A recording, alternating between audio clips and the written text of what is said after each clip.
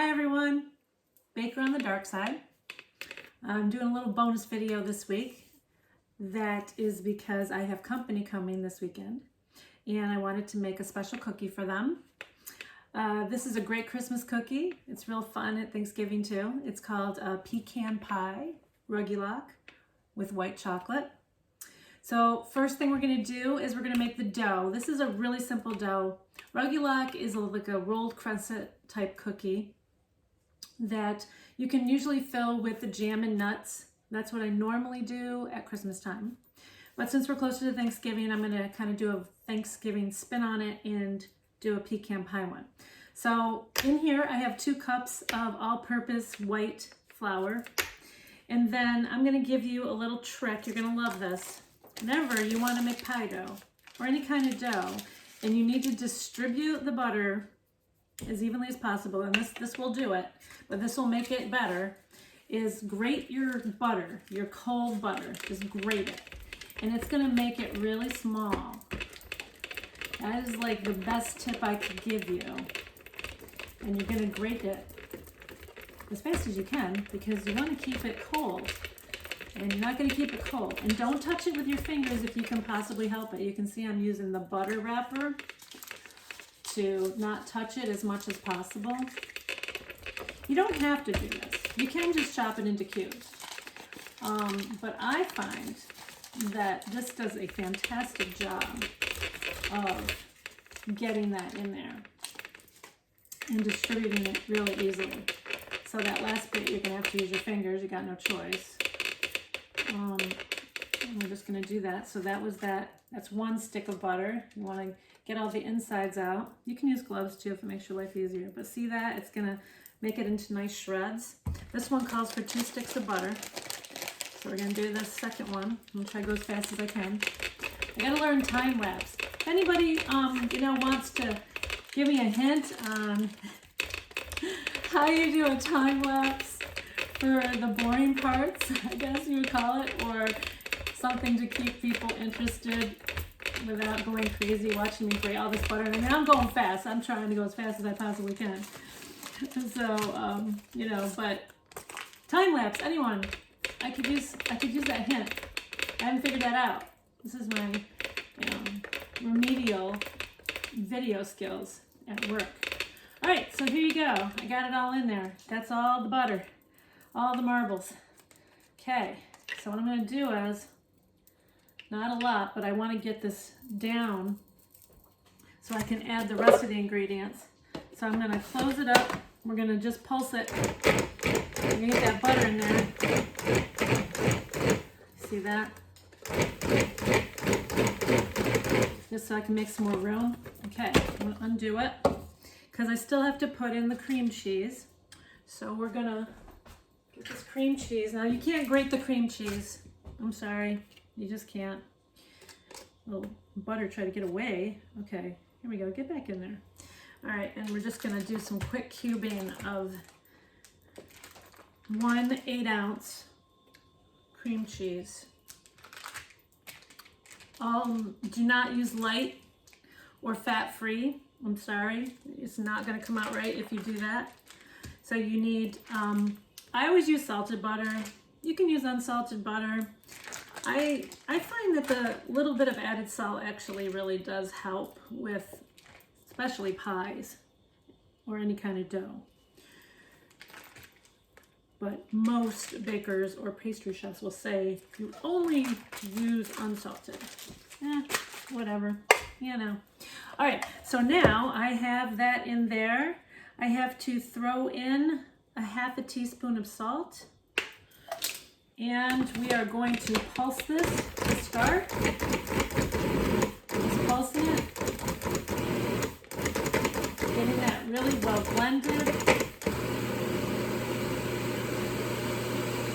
And now you're going to see. Did you see that? Did you see how it, can you see that it changed? It got like coarse crumbs. Like it's like very incorporated now, so you can see that it's really incorporated. It's like cornmeal almost. So now the last bit that we have to add is this 1/3 cup of sour cream. So I am going to kind of distribute it a little bit because this is very full. And this is a 14 cup food processor. And there we go. I'm going to squeeze this out. Got this little thing at Pampered Chef. If any of you Pampered Chef people are out there, this is awesome for those peanut butters and those honeys and those sticky things that you don't want to try to get out of your cup. They just push right out with this awesome thing. See that? It slides. So very, very nice for sticky things like peanut butter and sour cream and things like that. All right, so we're gonna close it up. We're gonna pulse it. I always try to pulse first. Now, hopefully this will all come together into the dough, but if it doesn't, then we're gonna have to add a little water. If you add the water, let it be cold water. And you can see that we are in business. All right, there it is. There's our dough. Came out really nice. Now, I'm going to show you a little trick. A great cleanup trick. Okay? Get yourself one of these pie rolling, huge plastic Tsps. They're only for pie rolling or any kind of rolling that you're doing. They have measurements on the side. See that? You can measure your 10 by 12 when you're making cinnamon rolls. But it is fantastic and very easy for cleanup. So, just letting you know, you definitely want to do that. Now, with this dough, it normally makes 48. You usually divide it into 4 pieces of dough. So, I want to make them a little bigger than the norm. So, each circle you cut it into 12. So I want to kind of, I want to make them a little bigger. So I want to do 3 circles of 8 to make 24 instead of the 3 by 12. So what I'm going to do is, I got this dough and it is looking great. Look at this. I mean, this is, you want it a little sticky. You want it to be like this, okay? So we're going to measure.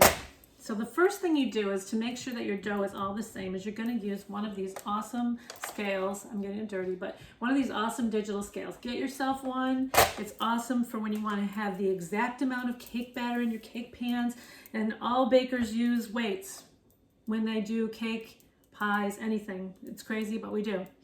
So I've got it set here. And what I want to do first is I want to get what the total weight is of the dough, so that I can divide it by 3. You can divide it by 4, you can divide it by 3. It depends how big you want to make the cookies, but in my case, I told you, I make them bigger.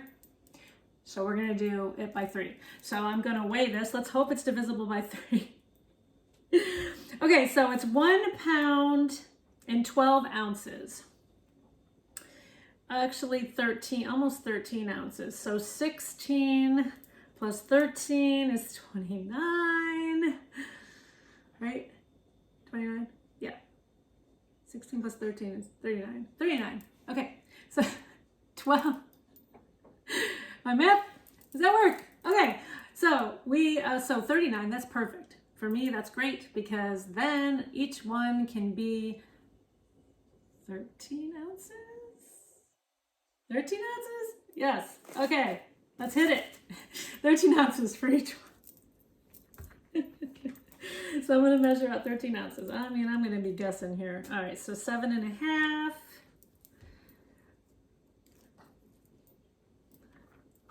8. 9. 10.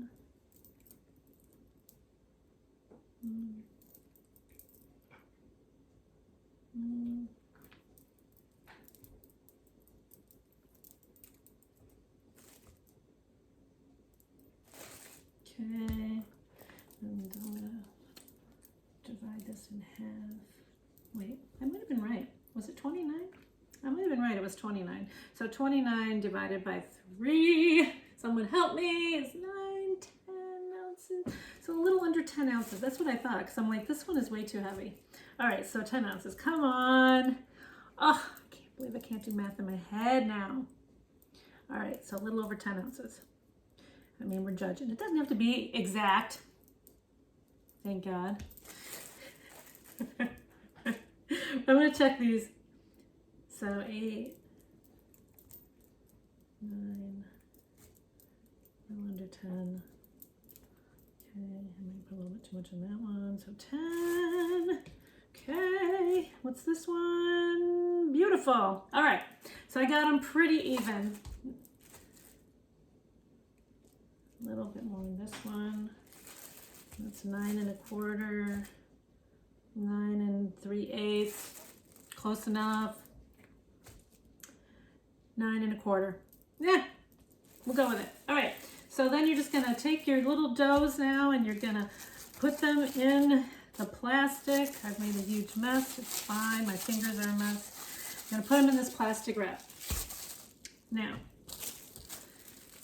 these are gonna go in the refrigerator, but not for very long, because here's what I'm gonna tell you that no one tells you. You know how they say chill the dough because you don't want it to spread? Well, it's a lot harder to roll things out when you chill the dough. And I will tell you, I worked for a bakery where I made 1,000 or more cookies, cut out cookies a day, and guess what? We didn't chill the dough. No, we mixed it, we rolled it, we cut them, we put them on sheets, and then we would chill them. So that's a little trick that I am teaching you about chilling the dough, okay? At least for cutout and pie purposes.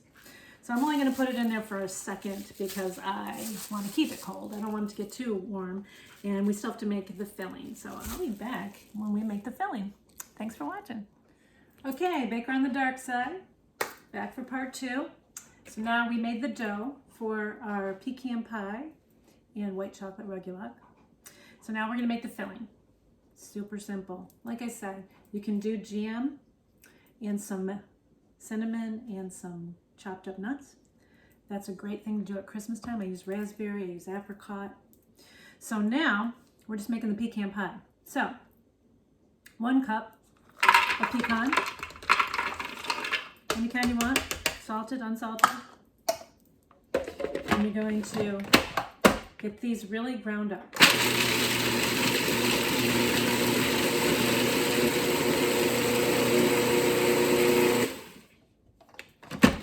And then I want you to see this. So look how fine that is, okay? Really ground up. Like if you were gonna make pecan butter almost. 1/2 cup of dark brown sugar. Don't use Splenda or anything like that. It's not gonna be the same. I know, I'm sorry. It's true. 1 full tablespoon of cinnamon, so take that gingerbread. And 1/2 teaspoon of nutmeg, ground nutmeg. Okay, you can do fresh if you want to, if you like that added flavor. And now we're just gonna get these all together. Okay,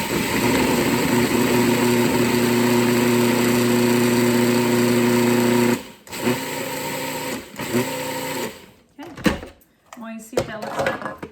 So see that? That's what it looks like, okay? All right, so that's our pecan pie filling. The white chocolate is going to be drizzled on the outside, okay? It's not going inside. All right, so as I told you, we got our trusty rubber mat here. And we're gonna start doing the assembly. So I'll be right back.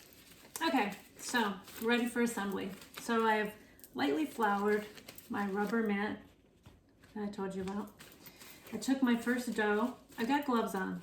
The reason I got the gloves on is to keep the dough as cold as possible. Your hands will create the warmth, and it's very sticky, so you know it helps with the stickiness. So I've rolled it into a ball, and we're gonna put some flour on it. Not a lot, but some, so that we can start working it. And put a little on our rolling pin, and we're gonna roll it in a circle.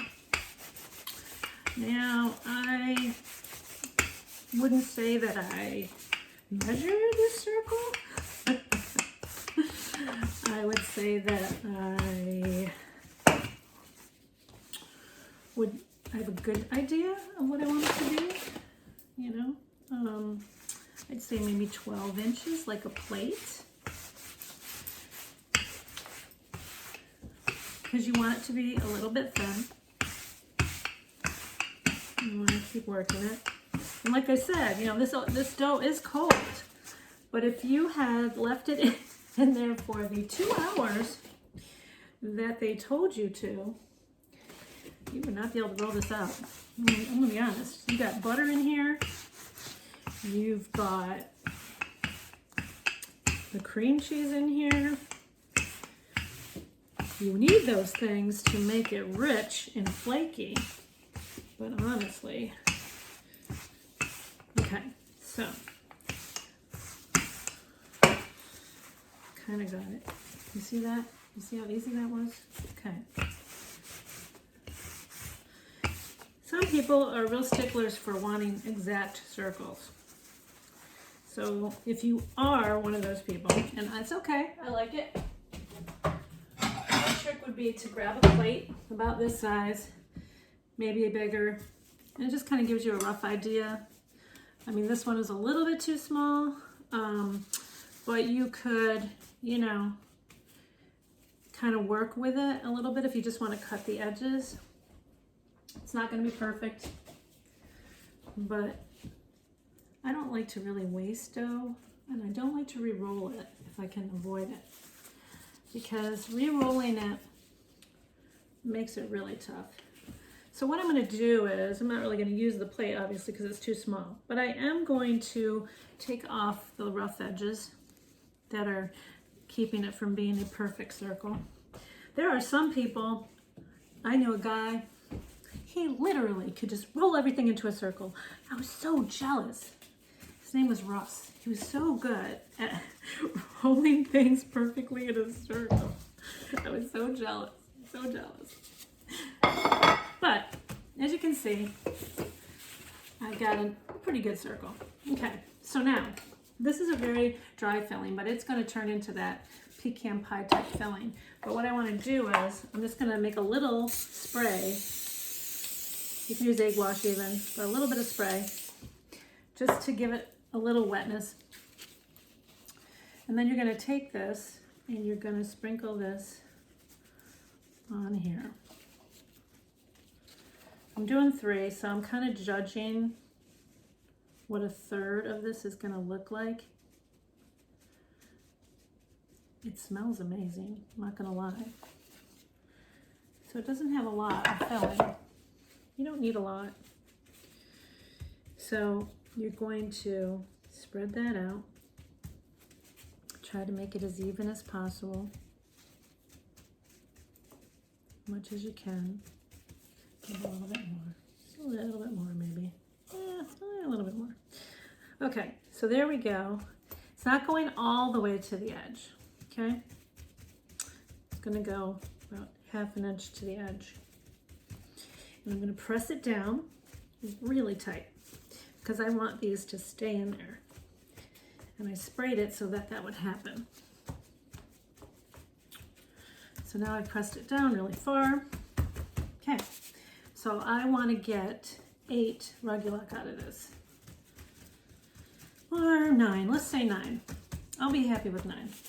Okay, so I am going to, well, maybe that's not good. Maybe I usually do 16, 12. I wanted to make them bigger. All right, well, you cut it in half. And then you cut it in half again the other way. So now you've got 4 circles here. 4 triangles to the circle. I am really doing bad at my math and geometry today. Don't listen to my math. Just watch what I'm doing. It's a miracle that I'm able to bake it all, right? Okay, so normally I would cut these into 4s, but I'm not going to. I'm going to cut them into 3s. I'm going to make my life harder. And I'm going to try to judge. And I usually cut each quadrant. And I'm using a pizza cutter. That's just my preference. You can use a knife. So each triangle is going to have 3 triangles, 3 smaller triangles. I can do this. Anybody know what the heck I'm talking about? No. Okay, so now they're all cut. So then what you're gonna do is you're gonna take each triangle, so it looks like a pizza pie, okay? And you're gonna roll it from the wide end. You're gonna roll it really tight. And you're gonna tuck that tail under, okay? So that it's on the bottom. Look at that. You see that? Look at that. Can you get a good view of that from all angles? So they look like little crescents. And then you're just going to put them on the baking sheet with that tail down.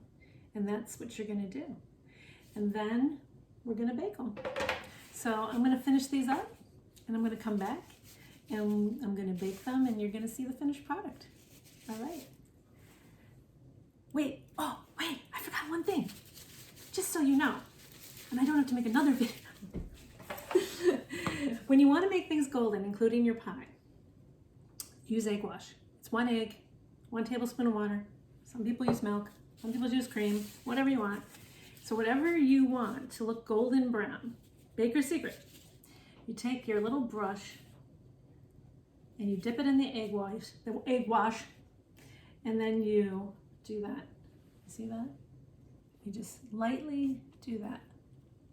And then it'll come out to be this nice golden brown color. They don't tell you that, but egg wash makes it nice, shiny, brown. Remember I said that.